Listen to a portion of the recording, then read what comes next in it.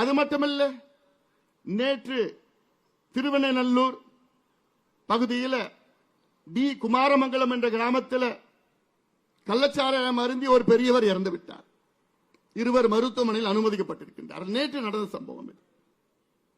அப்பொழுது முதலமைச்சர் என்ன செய்து கொண்டிருக்கின்றார்கள், அமைச்சர்கள் என்ன செய்து கொண்டிருக்கின்றார்கள் எல்லாம் நீங்கள் புரிந்து கொள்ள வேண்டும். இந்த கள்ளக்குறிச்சியில் நடந்த சம்பவம் நாளை விக்கிரவாண்டியிலும் நடக்கலாம்.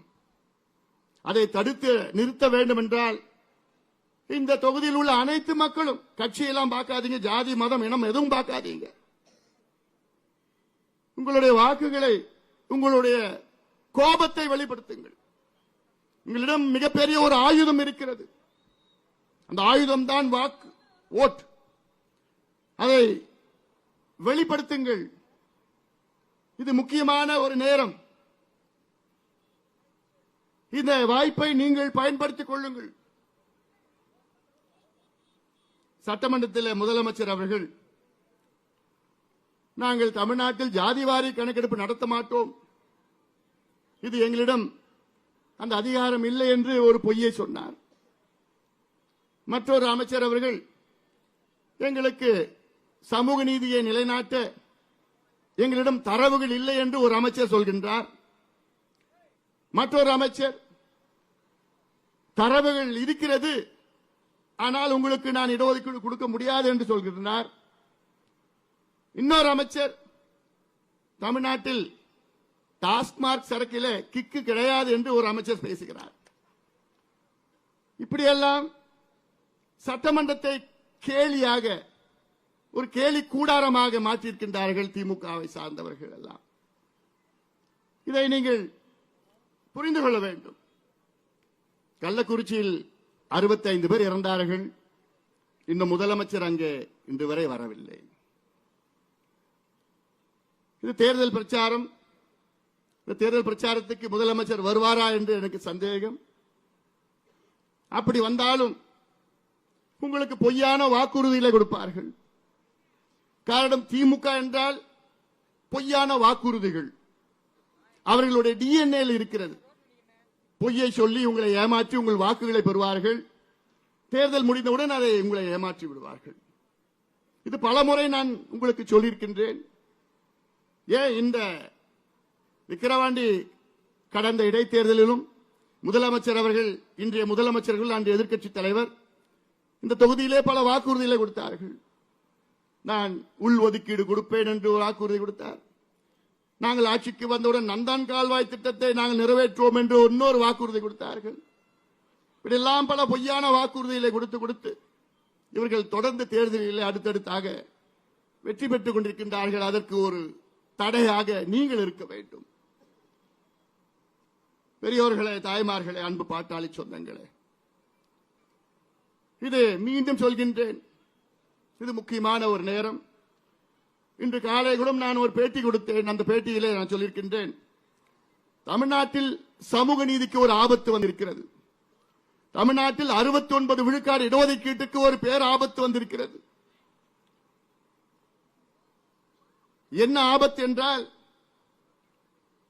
69 விழுக்காடு இடஒதுக்கீடு இந்தியாவிலே தமிழ்நாட்டில் மட்டும்தான் இருக்கிறது. அதாவது 50 விழுக்காடுக்கு மேல் இடஒதுக்கீடு தமிழ்நாட்டில் மட்டும்தான் இருக்கிறது.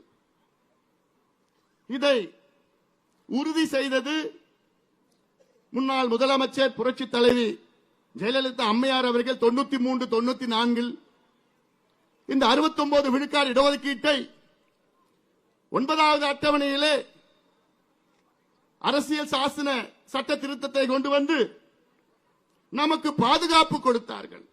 என்னை பொறுத்தவரை தமிழ்நாட்டு மக்களுக்கு மிகப்பெரிய சமூக நீதியை வழங்கியது முன்னாள் முதலமைச்சர் புரட்சி தலைவி அம்மா அவர்கள். ஏனால் அவர்கள் மட்டுமன்று 9வது அட்டவணையிலே கொண்டு வரவில்லை என்றால் அடுத்த ஆண்டே நமக்கு 69 விழுக்காடு இடஒதுக்கீடு ரத்து செய்யப்பட்டிருக்கும், நீதிமன்றத்தால் ரத்து செய்யப்பட்டிருக்கும். ஆனால் அதன் பிறகு நீதிமன்றத்திலே, உச்ச நீதிமன்றத்திலே வழக்கை தொடர்ந்து 2007 ஒரு வழக்கை தொடர்ந்தார்கள். தமிழ்நாட்டில் 69 விழுக்காடு இடஒதுக்கீட்டை ரத்து செய்ய வேண்டும் என்று. அது 2010 உச்சநீதிமன்ற தலைமை நீதிபதி ஒரு தீர்ப்பை வழங்கினார். அந்த தீர்ப்பில் தமிழ்நாட்டில் 69 விழுக்காடு இடஒதுக்கீட்டை உச்சநீதிமன்றம் ஏற்றுக்கொள்கிறது. ஆனால் ஓராண்டிற்குள்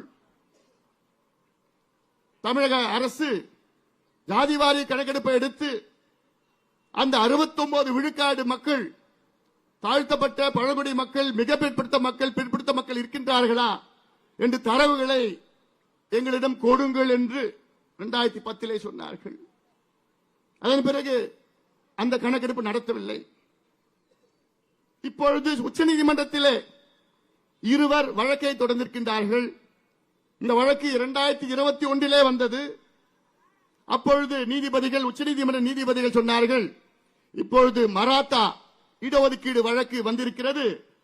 இந்த மராத்தா இடஒதுக்கீடு வழக்கு அது முடிந்த பிறகு நாங்கள் தமிழ்நாட்டில் உள்ள 69 விழுக்காடு இடஒதுக்கீடு வழக்கை நாங்கள் எடுப்போம் என்று சொல்லியிருக்கின்றார்கள்.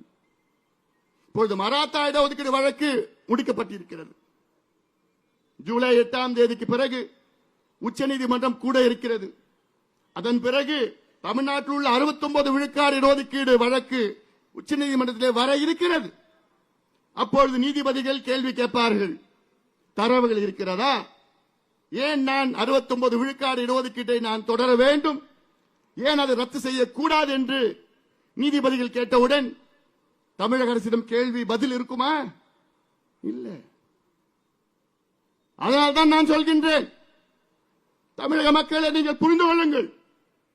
இது ஏதோ ஜாதி பிரச்சனை கிடையாது, தமிழ்நாட்டினுடைய முன்னேற்ற பிரச்சனை. தமிழக அரசுக்கு அத்துணை அதிகாரம் இருக்கிறது.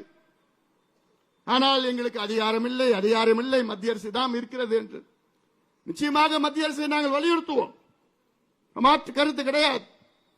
ஆனால் மத்திய அரசு எடுப்பது அது காஸ்ட் சென்சஸ். நாங்கள் கேட்பது சர்வே. இந்தியன் ஸ்டாட்டிஸ்டிக்கல் ஆக்ட் 2008 படி நாங்கள் கேட்பது சர்வே எடுங்கள். சென்சஸ் என்பது ஒரு மேக்ரோ லெவல். ஒவ்வொரு சமுதாயம் எவ்வளவு தலை எண்ணிக்கை மட்டும் எடுப்பார்கள். சர்வே என்பது அந்த ஒவ்வொரு சமுதாயம் எந்த நிலையில் இருக்கின்றார்கள். ஒரு உதாரணம், மீனவர் சமுதாயம் இருக்கிறது. அந்த மீனவர் சமுதாயம் எந்த நிலையில் இருக்கின்றார்கள், அவர்களுக்கு வீடு இருக்கிறதா, குடிசையில் இருக்கின்றார்களா, வீட்டில் கழிப்பறைகள் இருக்கிறதா, வீட்டில் எத்தனை பட்டதாரிகள் இருக்கின்றார்கள், எத்தனை பேர் அரசு வேலை செய்கின்றார்கள், அவர்களுக்கு படகுகள் இருக்கிறதா, வலைகள் இருக்கிறதா, வருமானம் எவ்வளவு என்றெல்லாம் கணக்கெடுப்பார்கள். இது மைக்ரோ லெவல் அசஸ்மெண்ட். இதுதான் மாநில அரசு எடுக்க வேண்டும். மாநில அரசு மட்டும்தான் எடுக்க முடியும். அதை வைத்துத்தான் சமூக நீதியை நீங்கள் நிலைநாட்ட முடியும். அதை வைத்துத்தான் கடந்த 50-60 ஆண்டுகளாக இடஒதுக்கீடு பெற்றிருக்கின்ற அத்தனை சமுதாயங்களும் எந்த நிலையில் இருக்கின்றார்கள், எந்தெந்த சமுதாயம் தாழ்ந்திருக்கின்றார்கள், அவர்களுக்கு என்ன செய்ய வேண்டும் என்று திட்டமிட முடியும். இதைத்தான் நாங்கள் கேட்கின்றோம். ஆனால் அதை மறுக்கின்ற ஸ்டாலின் அவர்கள், உங்களுக்கு சமூக நீதி பற்றி பேச எந்த தகுதியும் தகுதியும் இல்லை ஸ்டாலின் அவர்களே. நிச்சயமாக எந்த தகுதியும் கிடையாது. மீண்டும் எச்சரிக்கை. 69 விழுக்காடு இடஒதுக்கீட்டுக்கு தமிழ்நாட்டில் பேராபத்து வந்திருக்கிறது. தப்பி தவறி உச்சநீதிமன்றம் 69 விழுக்காடு இடஒதுக்கீட்டை ரத்து செய்தால் அவ்வளவுதான், அன்று உங்கள் ஆட்சி கலைக்கப்படும். அதை விட திமுக முடிஞ்சு போச்சு. திமுக என்ற ஒரு கட்சியே இருக்காது. அதுக்கப்புறம் தமிழக மக்கள் உங்களை மன்னிக்க மாட்டார்கள். நான் மீண்டும் சொல்றேன், இதை நான் விளையாட்டு சொல்லல, சமூக நீதிக்காக நான் சொல்கின்றேன். அதனால்தான் இந்த தொகுதி மக்கள் நீங்கள் புரிந்து கொள்ளுங்கள். விக்கிரவாண்டி தொகுதியில் வாழ்கின்ற மக்களே, தமிழகம் முழுவதும் உங்களை எதிர்பார்த்துக் கொண்டிருக்கிறது. இந்த மாவட்டத்தை எடுத்துக் கொள்ளுங்கள். விழுப்புரம் மாவட்டம் தமிழ்நாட்டிலே மிக மிக மிக மிக மிக பின்தங்கிய மாவட்டம். கடந்த 30 ஆண்டுகளில் எடுத்தீர்கள் என்றால் 10வது தேர்வு 12வது தேர்வில் கடைசி 3 இடத்தில் வருகின்ற மாவட்டம் விழுப்புரம் மாவட்டம்.